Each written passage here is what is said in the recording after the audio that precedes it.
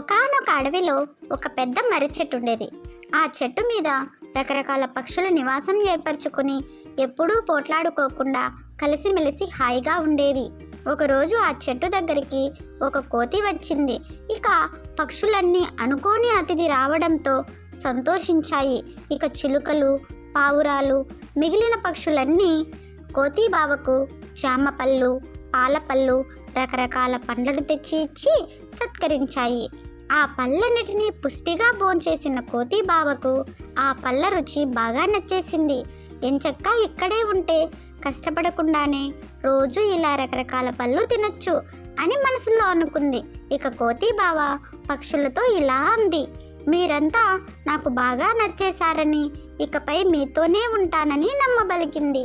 పగలంతా పక్షులు పాపం కష్టపడి పళ్ళను తెచ్చి ఇస్తే తినేసి సోమరిపోతులాగా హాయిగా ఆ చెట్టుపైనే కాలక్షేపం చేస్తూ ఉంటుంది కోతి బావ. అలా కాలం గడుస్తూ ఉంటుంది. ఏ రోజుకా రోజు హాయిగా కాలం గడిపేస్తున్న కోతి వాలకం ఓ ముసలి పక్షికి అర్థమైపోయింది. మిగతా పక్షులన్నీ కూడా రోజు కోతి బావకు పళ్ళు తెచ్చి ఇచ్చి విసిగిపోయాయి. దీంతో పక్షులన్నీ కలిసి సమావేశమై కోతిని ఎలాగైనా సరే ఇక్కడి నుంచి వెళ్ళగొట్టాలని నిర్ణయానికి వచ్చాయి. ఇక ఉపాయం కోసం ముసలి పక్షి దగ్గరికి వెళ్ళి అభ్యర్థించాయి. ఇక ఆ పక్షి ఒక ఉపాయం చెప్పగా అన్నిటికీ నచ్చింది. ఇక వెంటనే రంగంలోకి దిగిపోయాయి.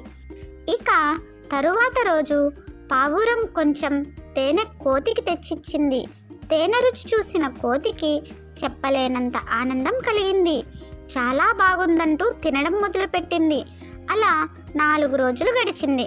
ఒకరోజు పావురం ఎంతసేపటికి రాకపోవడంతో తేనె కోసం ఎదురు చూస్తున్న కోతికి పిచ్చెక్కినట్లుగా ఉంది. ఇంకా లాభం లేదు, పావురం వచ్చేలాగా లేదు కానీ తానే వెళ్ళి తేనె తాగి రావాలి అనుకుని తేనె పట్టు ఉండే చెట్టుపైకి వెళ్ళింది. అంతకుముందు ఎప్పుడూ కూడా తేనె పట్టును చూడని కోతి తేనె పట్టున్న కొమ్మని చూసి దానిని పట్టుకొని గట్టిగా ఊపింది.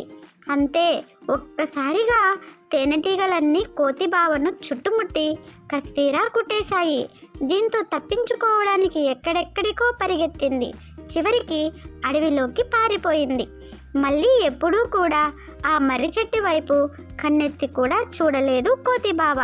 అలా సోమరితనంతో ఉన్న కోతి బావకు తేనెటీగలతో పక్షులన్నీ పెళ్లి చేశాయి.